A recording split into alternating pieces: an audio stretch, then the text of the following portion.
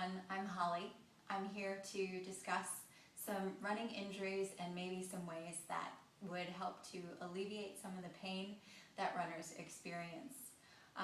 Just recently I was talking with some of my friends and they're having some problems with the hamstring attachment. So just below the glute they're having pain either when running or after running. And I have found a way that helped me personally to sort of curtail any discomfort. A lot of runners don't fire their glutes when they're running, so just focusing on strengthening the glute area will really help to not only alleviate the pain that you're feeling, but improve your running form. So I'm just going to show you a few glute exercises to help you get a little stronger in the bum area, and we'll go from there. The easiest one, you don't need any weights, just lying on your back.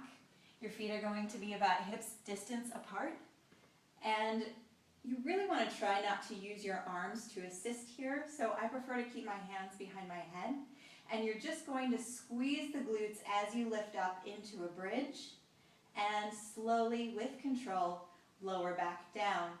And just doing 3 sets of 12 to 15 reps.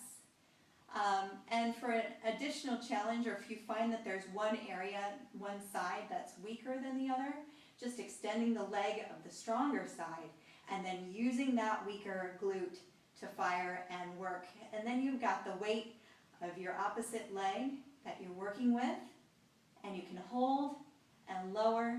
And to really get a good workout and really exhaust the muscle, hold up and pulse. 5, 4, 3, 2, 1, and lower down. And those you could do maybe 3 sets of 5.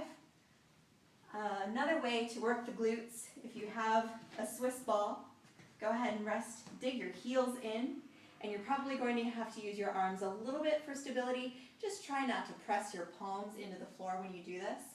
And you're going to lift up. So then you're engaging your core a little bit more because the ball is a little unpredictable. You've got some movement. So stabilizing the core as you lift up and lower. And then some standing exercises you can do with or without weights. One of my favorites is a sumo squat.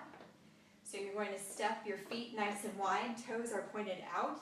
You can use a kettlebell or a dumbbell, and you're just going to lower down, coming back up, squeeze the butt cheeks. And what I like to tell my clients is try to imagine pinching a penny in between your butt cheeks. Knees point out, and you never want to have your knees going any further than the ball of your foot as you do this. These I like to do about 25 in each set, so maybe 3 sets of 25 here. And then the last exercise, I call them standing splits. Some people call them single leg deadlifts. And you want to just treat the body like a seesaw. Make sure that the hip doesn't open up as you extend your leg back. And again, feet are about hips distance apart, and you're just moving the chest forward as the leg extends back. The foot is flexed, your abs are nice and tight, and you can feel that. You're going to feel a stretch in the foundation leg on the back of the thigh. So it's a good hamstring stretch as well. Try not to stretch or go too deep into this movement the first few times you do it, or you'll definitely feel it the next day. And then just switching sides. If you need to use the wall for support, you can. Ideally, you want to be working and engaging your core as you move through this practice. And then finally, when you're done, you want to roll. So we've got the foam roller here. Love to hate this. So just working through the hamstring as well as rolling the glute. So I just rest my ankle on top of my knee and roll through here. And then the gluteus medius is another area that's really very tender on a lot of runners. It's the muscle right here on the top of the hip. So you can just lay into that and just let the pressure, the weight of your body working into the foam roller feels pretty intense, or you can roll through here as well. And then maybe taking it down and rolling the IT band, which is also a very common area to be tight on runners. and just breathe through the movement.